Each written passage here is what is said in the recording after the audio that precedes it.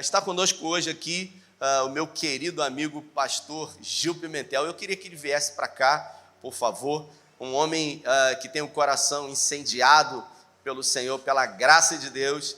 E eu ia chegar hoje à noite, não estaria aqui nos cultos. Acabei que consegui vir mais cedo, mas já estava combinado dele ministrar aqui no culto das 18. Eu vou pregar no culto das 20 horas. Mas eu tenho certeza que Deus colocou uma palavra no coração dele para a minha vida e para a sua vida. Quantos querem receber aquilo que Deus tem? Amém. Então eu quero que mesmo assentado, você feche os seus olhos, se você puder, curve a sua cabeça e que você peça ao Espírito Santo para que possa falar com você. Repita comigo: Espírito Santo de Deus, eu te dou liberdade para falar comigo agora. Acesse áreas da minha vida que precisam ser tocadas pelo Senhor. Esse tempo é teu, não é das mídias sociais, não é das conversas. Esse tempo eu oferto ao Senhor, por isso fala comigo, em nome de Jesus, amém. Boa noite, irmãos, graça e paz do Senhor Jesus, amém. Eu confesso aos irmãos que às vezes eu chego aqui com um texto sabendo o que eu vou falar. Sabe quantas vezes eu cheguei aqui e eu tive que mudar o que eu ia falar? Todas as vezes.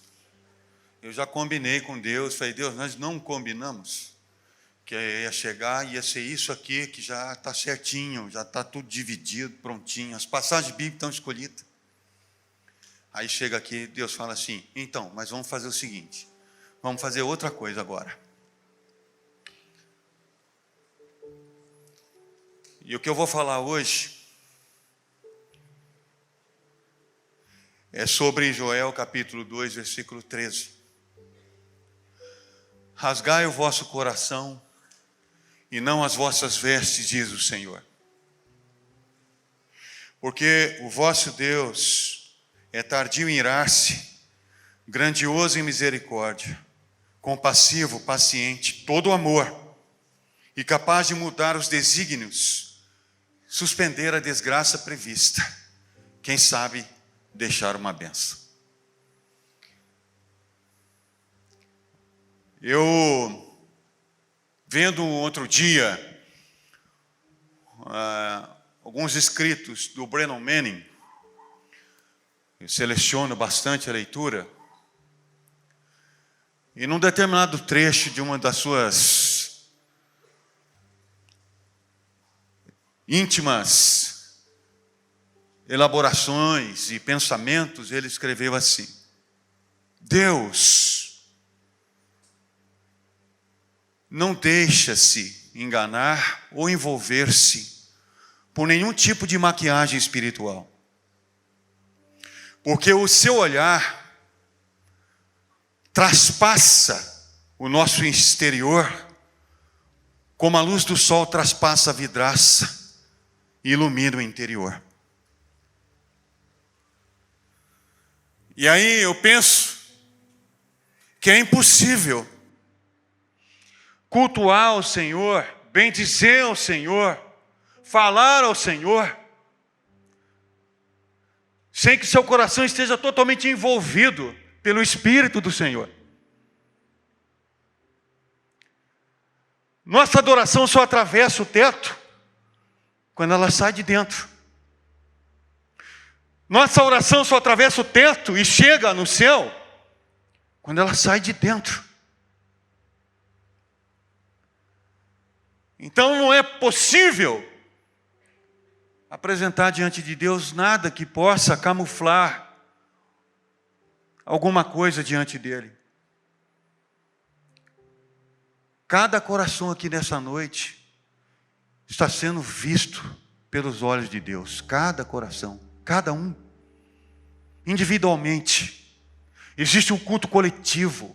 A gente canta junto, a gente ora junto, a gente celebra junto. Mas existe uma coisa que é só sua. E essa coisa que é só minha e sua, é aquele culto racional que o apóstolo Paulo fala na carta de Romanos. Rogo-vos, pois, irmãos, que apresentei os vossos corpos como sacrifício vivo, santo e agradável a Deus, pois esse é o vosso culto racional. E o que é um sacrifício vivo? É uma entrega, é uma oferta. Então por que a gente veio aqui hoje? A gente veio aqui hoje, não veio para buscar, a gente veio para entregar. Eu vim para entregar uma semana. Eu vim para entregar meus últimos momentos, minhas últimas horas antes de chegar aqui. Porque o culto na vida do cristão não é separado da sua conduta, não é separado do seu testemunho, não é separado das suas escolhas, não é separado do seu convívio. O culto é contínuo. E todo culto a Deus precisa ser um sacrifício vivo de oferta agradável ao Senhor. Nos dias do profeta Joel, o que Joel está dizendo à nação de Israel? Vocês rasgam as vestes em sinal de tristeza. E tinha se tornado um cerimonial, tinha se tornado um modismo. A ponto do profeta dizer para a nação: olha, Deus não está mais interessado nessa encenação. Deus está querendo o coração. Então essa noite eu quero dividir com você algumas coisas sobre este tempo que a gente se reúne como igreja, como filhos de Deus, e o que a gente vem apresentar diante do Senhor. De forma que uma das coisas que precisam ser levadas em alta conta é que nós temos que ter um cristianismo de um poderoso testemunho aonde nós colocarmos a planta dos nossos pés. Em todo lugar, crente tem que iluminar e tem que dar tempero ao lugar. Em todo lugar que eu pisar, em todo lugar que eu for, eu tenho que saber que eu tenho um dono e que eu sou exclusivamente dele, e que foi o sangue do Filho dele que comprou a minha vida e abriu um caminho de acesso livre ao Senhor. Então eu não tenho como chegar diante de Deus que não seja com o coração aberto, mesmo que dentro do nosso coração, em alguns momentos e situações, no culto às vezes, precisa ser lavado, precisa ser sarado, precisa ser trabalhado pelo Espírito Santo. Então deixa eu dizer para você agora, desliga tudo externamente de você, desliga tudo, as suas preocupações com amanhã, as suas questões para depois do culto, o que você vai fazer, o que você não vai fazer, desliga tudo, porque Jesus está aqui. Ele veio para cultuar, disse o irmão ainda há pouco, desceu para estar conosco. O Emanuel, que agora não é mais Emanuel, agora é o Espírito Santo habitando em mim e em você, nos fazendo o templo dele. De forma que o nosso culto essa noite precisa ser o melhor culto de todos os tempos.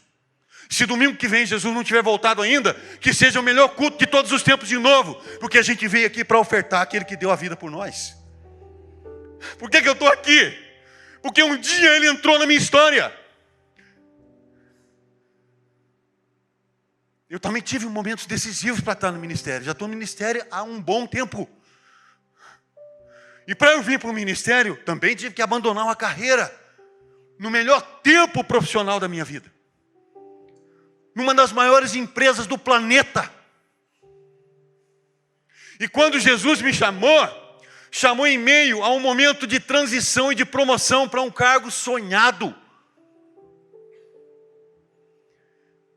Eu até cheguei e falei para minha esposa, olha, deixa eu dizer para você, eu vou ser promovido. E provavelmente eu vou trabalhar na Europa. Aí ela falou, nossa, que legal. Só que tem uma coisa. Jesus me chamou para o ministério. Ela não falou nada comigo depois.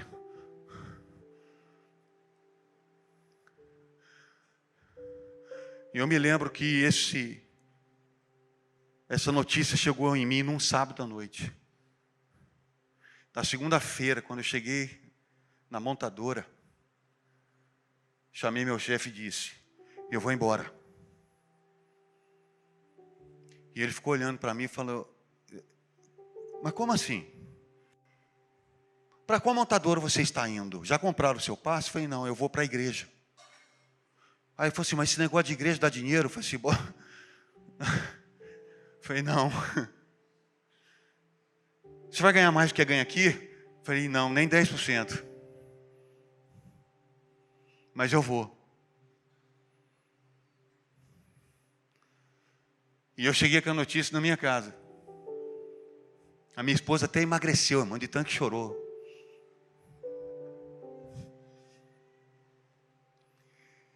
Eu estar pregando aqui para você hoje, falando com você, é obra de Jesus. É obra de Deus, pode ficar tranquilo. Então eu quero dizer para você: rasga o seu coração na presença do Todo-Poderoso.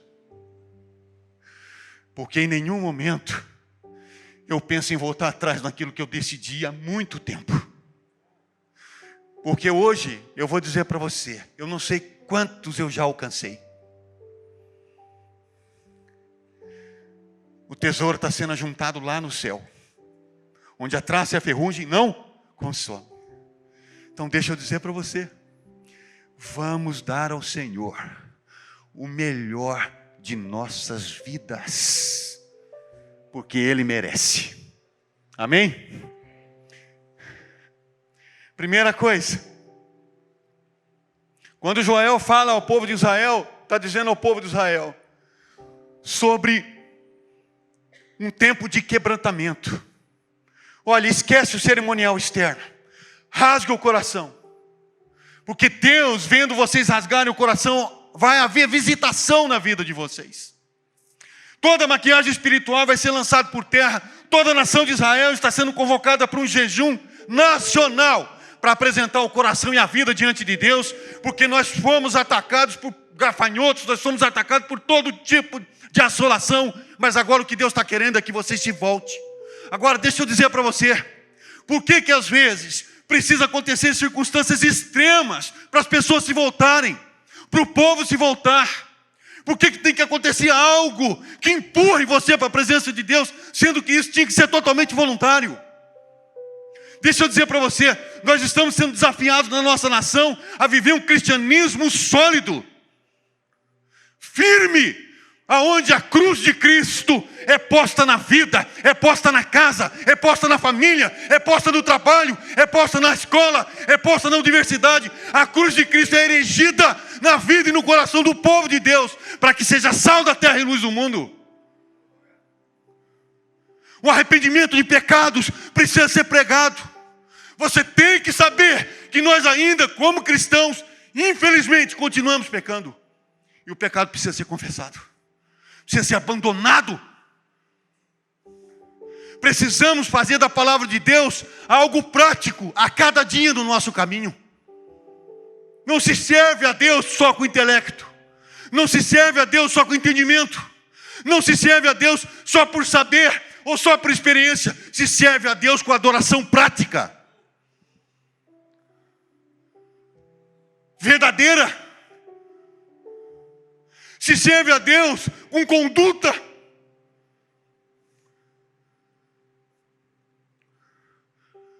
Assis, no século XII, Francisco, da cidade de Assis, século XII, dizia assim: prega o evangelho. Se for necessário, use alguma palavra. Por quê? Porque luz, aonde pisa, ilumina. Sal, aonde é semeado, muda o tempero. E eu e você fomos chamados para ser sal da terra, luz do mundo. E isso não é uma escolha ou uma alternativa. Isso é o chamado. É a convocação. Não há meio termo no chamado de Jesus. Não há meias palavras no chamado de Jesus. O chamado de Jesus é radical. É você servindo a Ele, estando pronto a qualquer minuto, a qualquer segundo, a abandonar tudo o que Ele mandar. Por isso que no dia que eu cheguei na empresa eu disse, eu vou embora. Porque eu estava pronto para largar o que fosse necessário para atender o chamado que um dia Ele fez na minha vida. Se você me perguntar, foi difícil? Foi não, é. Se você questionar sobre ministério pastoral, deixa eu dizer para você, todo pastor sabe o que é ser ovelha, mas a ovelha não sabe o que é ser pastor enquanto ela não é.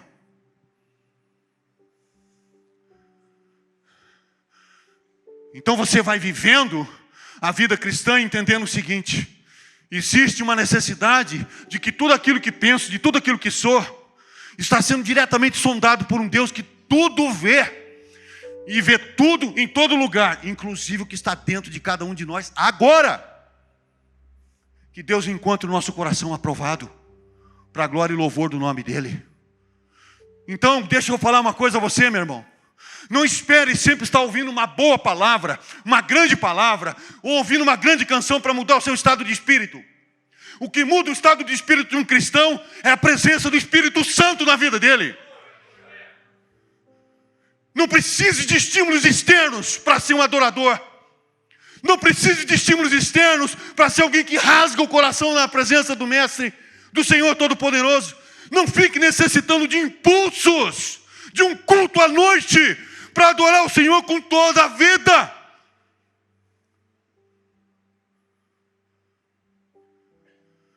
Porque você e eu já temos tudo que precisamos para adorar o Senhor. E deixa eu te dar uma notícia. Se você está esperando o melhor de Deus, fica sentado que você vai esperar. Porque o melhor de Deus já veio. Jesus Cristo, o Senhor da glória, é o melhor de Deus. Já veio.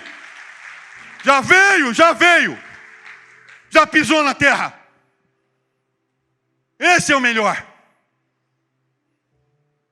A gente fica esperando, não, que tempos melhores venham, que tempos bons venham. E se eles não vierem? Ricardo Barbosa, reverendo Ricardo Barbosa, escreveu um livro. Quando a alegria não vem pela manhã. Não tem um Salmo 30? A gente vai lendo. A gente chega naquela parte que todo mundo gosta. Eu gosto. O choro pode? Mas a alegria? E quando não vem? E quando não vem?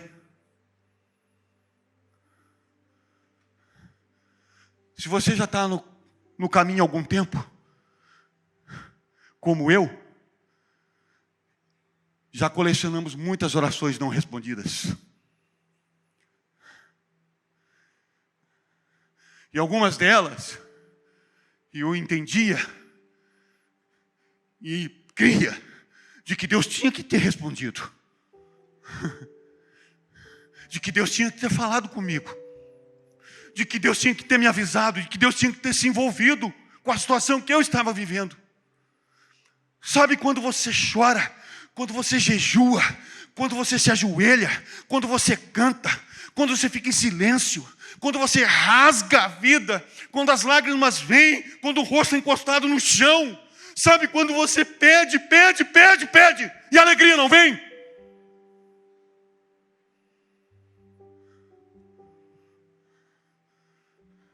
A resposta não chega.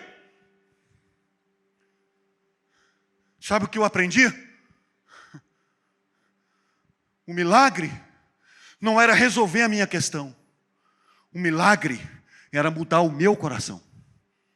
E às vezes, as nossas orações não são respondidas porque a mudança não está na circunstância. A mudança está na gente. E toda mudança que Deus faz na nossa vida é um milagre. Por isso que eu não preciso mais que Deus faça as grandes coisas, porque Ele já fez. E tem feito. E muitas delas são grandes só dentro de mim. Não é nada para ninguém ver e ninguém saber. Porque o maior milagre operado dentro da nossa vida é a transformação de um pecador em um santo. De alguém destinado ao inferno, que agora vai para a glória. De alguém que estava perdido e foi achado. De alguém que estava longe, foi trazido para perto. De alguém que estava fora de casa, foi trazido para dentro da casa. De alguém que era um pródigo e retornou e encontrou o pai na porteira esperando. De alguém que estava se julgando praticamente sem chance e teve toda a chance quando ele veio ao encontro. Por isso que toda mudança operada pelo poder de Deus na nossa vida é um milagre. Rasgue o vosso coração e não as vossas vestes, diz o profeta. E faça isso acompanhado de uma sinceridade profunda. Porque a gente só experimenta a compaixão de Deus quando há uma visitação íntima dEle. Em algumas delas, a notícia não irá aparecer para os outros. Lembra Jesus dizendo: quando você for orar, entra no teu quarto, fecha a porta, e o teu pai que te vê, não está falando teu pai que te ouve, está falando teu pai que te vê em secreto, te recompensará. Ou seja, quando você toma uma atitude, existe uma recompensa. Qual é a recompensa? Ela pode ser só na sua vida, só dentro de você. Mas eu garanto para você que o que Deus pode fazer, ninguém vai fazer. Ninguém. O que Ele pode transformar, o que Ele pode mudar, ninguém pode mudar. Eu me lembro que saindo às vezes para evangelizar, discipular, eu investo a minha vida em discipulado há mais de 20 anos. Discipulando homem a homem. Pastores, líderes, irmãos de igreja, não importa. Igreja A, igreja B, eu não estou nem aí com esse negócio. O meu negócio é o reino, e o reino é maior que as paredes da igreja. O meu negócio é o reino, e o reino é maior do que qualquer propaganda de qualquer denominação na face da terra. O reino é maior. Então, onde eu tenho chance de implantar, investir e levantar o reino de Deus, eu invisto a vida. Não tenho medo de investir a vida em outra vida, para que essa outra vida invista em outra, para que essa outra vida invista em outra, e nós vamos formando um laço. Mas todo mundo tem que aprender que não há maquiagem espiritual que convença a Deus. Não existe. O coração tem que se rasgar na presença do Senhor. Depois dessa convocação tremenda que Joel faz ao povo, todo o povo então se volta para Deus. E quando o povo se volta para Deus, você vai abrir lá em Joel, lá pelo versículo 28, no capítulo 2, mais ou menos vai dizer assim: e nos últimos dias, eu derramarei do meu, sobre quantos? Toda a carne. Nos últimos dias, eu derramarei do meu espírito sobre toda a carne. Aonde começou? Quando o povo rasgou o coração na presença de Deus. Se você quer visitação do Senhor na vida, deixa eu dizer para você, não procure Deus com segundas intenções. Não procure Deus para resolver uma questão. Procure Deus para se resolver diante dEle. Não procure Deus por causa de um prêmio. E deixa eu te dizer, não vá procurar Deus quando você perceber que você está numa situação extremamente difícil. Um filho de Deus tem que aprender na carreira cristã que Deus tem que ser o primeiro recurso da vida dele e o último recurso da vida dele. Tem que recorrer a Deus em todas as situações. Por isso que Paulo diz assim: eu sei estar bem em toda e qualquer situação, tendo muito, tendo pouco, com fome ou com escassez, ou com a fartura, não importa. Eu sei estar bem em todas as situações, tudo posso naquele que me fortalece. Isso não é um versículo jogado no vento para dizer que nós podemos todas as coisas. Nós podemos todas as coisas, mas o contexto é de sofrimento, é de luta, é de dificuldade. É um homem dizendo o seguinte: mesmo numa situação extremamente ruim, eu posso todas as coisas naquele que me fortalece. Então deixa eu dizer, quando a gente vem entrando no culto, entrando na igreja, lembre-se, o culto não é nosso, o culto é dele.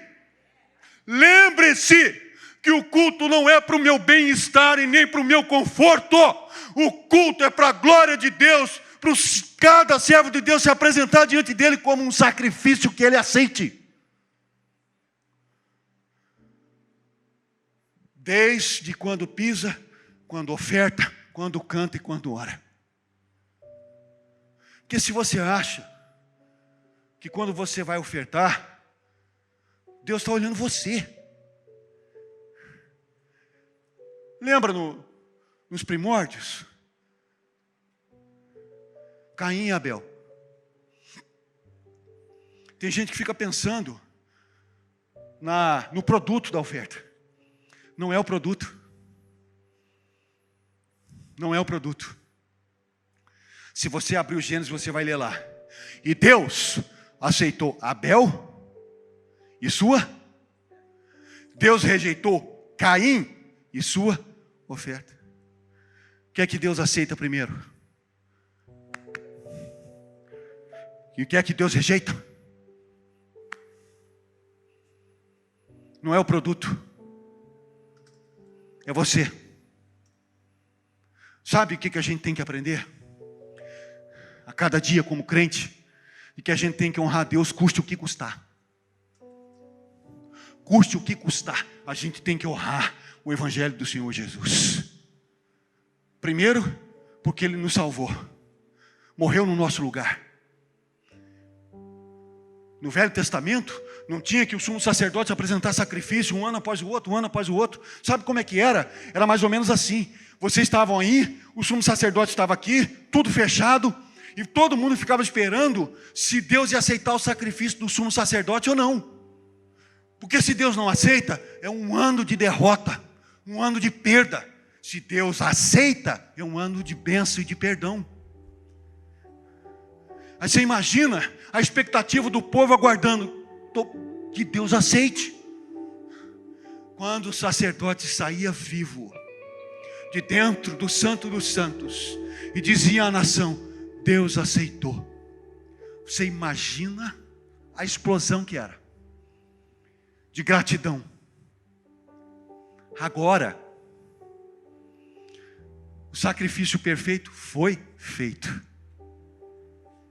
Aonde é o Santo dos Santos? Onde nós estamos agora.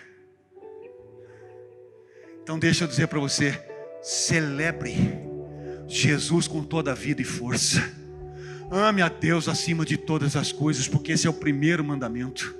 O próximo como a ti mesmo. Ande no Evangelho de Cristo como alguém que honra o nome do Senhor.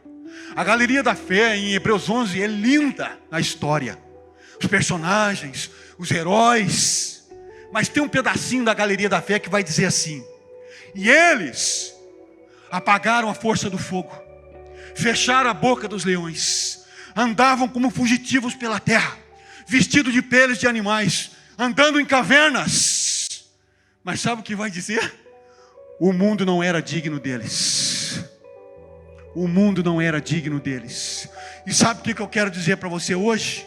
Nessa rápida palavra: viva de uma forma que o mundo não seja digno da sua vida. Viva de um jeito que o mundo olhe para você e diga: não tem como aceitar esse estilo, esse jeito, que não seja digno de você. Isso nós honramos a Deus, honramos o seu reino e honramos os nossos antepassados que pagaram o preço altíssimo para o Evangelho chegar em mim e em você. O Evangelho chegou em nós por sacrifício de sangue, irmãos. Gente morreu, deu a vida, deu tudo que tinha, perderam filhos e famílias. Eu me lembro que os irmãos de Portas Abertas, numa época que eu estava em contato, eles diziam o seguinte: nós vamos entrar no Oriente Médio. Falei, mas agora tinha estourado uma guerra, uma coisa terrível. Todo mundo estava saindo, os irmãos de Portas Abertas estavam entrando. Muitos deles nunca voltaram. Nunca voltaram. E deixa eu dizer para você, temos que honrar a fé de homens e mulheres do nosso antepassado, que tiveram o coração cheio da presença de Deus e fez com que o Evangelho chegasse em mim e em você. Leve o Evangelho adiante. Seja embaixador do reino de Deus na terra. Tenha coragem de desafiar o sistema. Tenha coragem de ser luz em todo o tempo, para que o seu culto e o meu culto seja aceito na presença do Senhor. E não tenha maquiagem espiritual na nossa vida. Não ofereça o lado de fora. Ofereça um coração aberto e pronto em obediência. Deixa Jesus ser Senhor em todo o tempo. na sua vida, nas suas finanças, do seu negócio, na sua casa, no seu casamento, nas suas relações. Deixa Ele ser Senhor. Lembro que Jean Vanier, criador da Arca, uma instituição voltada para atender gente com paralisia cerebral. Ele tinha uma frase que dizia assim: a Igreja de Cristo tem que ser uma comunidade terapêutica no meio da sociedade doente. E eu me lembro que, lendo a biografia de Henri Nouwen, o outro grande escritor, que foi à Arca conhecer Jean Vanier. Quem foi Henri Nouwen? Morreu em 96. Catedrático de Harvard. Deu aula para 5 presidentes americanos. Uma sumidade em conhecimento. Um dia Deus falou para ele: Henri, vou levar você para o Canadá. Você vai conhecer a Arca. E ele está de frente com Jean Vanier. Jean Vanier vem atendê-lo. E quando o Jean Vanier vem atendê-lo, no corredor vem empurrando um rapaz chamado Adam. Jean Vanier disse: bem-vindo, Henri. É uma alegria, uma honra receber alguém com tanto conhecimento. Quero apresentar você a Adam. Enquanto você estiver aqui, você vai cuidar dele. Ele tem paralisia cerebral. E você vai ter que ajudar ele, porque ele faz sujeira nas roupas pelo menos 5 vezes por dia. E Henri Nouwen ficou olhando para ele, e ele escreve na sua biografia. A primeira coisa que eu pensei é: o que Deus está fazendo comigo? Eu estou dando aula, eu estou ensinando as cabeças mais proeminentes dos Estados Unidos. O que eu vou fazer com esse rapaz? Sabe o que Deus falou? De imediato para ele: aqui, eu vou ensinar você a ser instrumento da minha misericórdia. E você vai aprender que o meu reino nasce no coração daqueles que eu escolho. E faço deles o meu instrumento, aonde eles estiverem. Em 93, Henri Nouwen foi fazer uma palestra para líderes cristãos no Madison Square Garden, nos Estados Unidos. E levou Adam junto. E aquele garoto parado, olhando para lá, para cá, sem saber o que está acontecendo. Ele disse: o servo de Deus e líderes cristãos só vão estar preparados para tempos vindouros quando desenvolver a capacidade de servir aqueles que nada pode lhe dar em troca. Nada. Então deixa eu dizer para você: ame a Deus sem pedir nada em troca. Rasgue o coração na presença dele sem querer nenhum presente, porque ele não nos deve nada. Já fez tudo. Entregue tudo que você tem. Entregue tudo que você pensa. Entregue tudo que você ainda está segurando nas suas mãos. Porque eu vou lhe garantir uma coisa: não há ninguém nessa terra que, quando dá tudo a Ele, não receba 100 vezes mais ainda aqui. Ainda aqui. Então eu convido você a pensar cada dia que, enquanto vier para a casa do Senhor, venha para um coração que vai se rasgar. E amanhã, segunda-feira, depois de hoje, você tem que lembrar: meu culto continua. Continua na segunda, continua na terça, continua na quarta. Uma semana que você vai enfrentar no seu trabalho, com as suas lutas e crises e dificuldades. Deixa eu dizer para você, não tem problema. Desde que você esteja na presença daquele que te chamou e te salvou. Aí nós estamos no caminho, como uma igreja poderosa na face da terra. Porque o impacto não vai ser necessário usar tanta coisa, tantas palavras. Só o testemunho, só a vida, só a graça, presença massiva do Espírito Santo vida cheia. Ah, com tudo? Não, com tudo. Porque às vezes nem tudo está bom na nossa vida, mas com Cristo tudo vai bem sempre. Nem tudo está bom de vez em quando, mas com Cristo tudo vai bem sempre. Sempre. Quero encerrar dizendo a você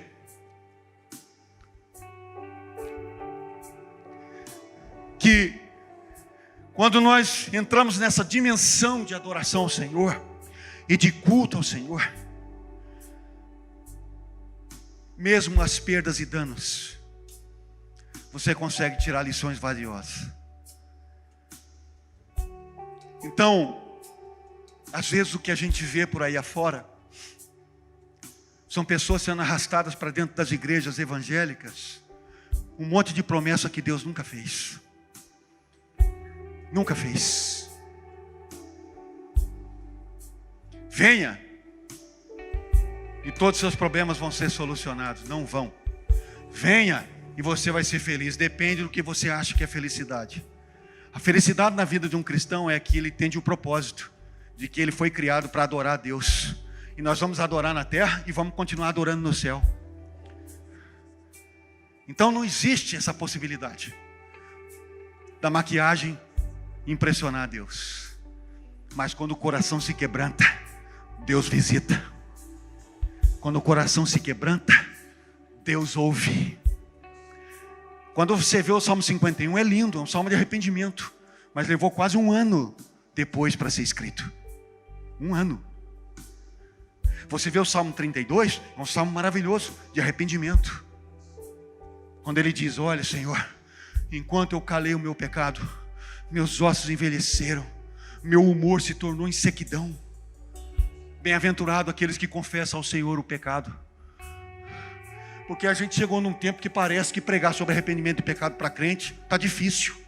Deixa eu dizer para você, existem 3 coisas na mensagem do Evangelho de Cristo que nós não podemos deixar de lado. Primeiro, que todo homem precisa se arrepender. João Batista tinha uma pregação muito doida. Qual era a pregação de João Batista? Muito doida, e ele parecia doido. Se João Batista estivesse aqui agora, falasse assim: meu, tá aí o bicho grilo, cara, é hippie. E o que o cara falava? Arrependei-vos, porque é chegado no meio de vós o reino dos céus. Arrependei-vos, porque é chegado no meio de vós o reino dos céus. Segunda coisa, você tem que lembrar que o convite do Senhor Jesus é para morrer primeiro. É para morrer primeiro. Morrer onde? Crucificado com Ele. Porque todo aquele que morre crucificado com Ele, ressuscita com Ele. Segundo. Terceiro, que você é portador da mensagem e que você precisa dizer a outros a obra que Ele fez na sua vida. Então, quando nós pensamos na pregação, que você quer sair aqui com alto astral, porque a pregação foi linda, foi legal, deixa eu dizer para você, a coisa mais linda do planeta é que há 2000 anos atrás, o Cordeiro de Deus verteu o seu sangue na cruz e salvou a nossa vida. Essa é a coisa mais linda do mundo. Veio com data marcada para morrer, mas também para ressuscitar. Uma sexta-feira difícil, amanhecendo de um julgamento injusto, apanhou logo a madrugada de sexta, direto. Sangue vertendo, coroa de espinhos, manto vermelho, tudo tem significado. Depois foi sepultado. Mas no domingo, irmão, no domingo de manhã, domingo cedo, quando os primeiros raios de sol atravessou as nuvens, a pedra rolou e o Cordeiro levantou como o leão da tribo de Judá para dizer a mim e a você: eu te salvo, eu te purifico, eu transformo a sua vida. Essa é a coisa mais linda do planeta. Ele é maravilhoso, Ele é grandioso, Ele é tremendo. Não há ninguém como Ele, nunca haverá. Nunca! Que Deus te abençoe. Que a sua vida seja um candeeiro de luz. E a sua vida ilumine almas pelo caminho. Deus abençoe vocês em nome de Jesus.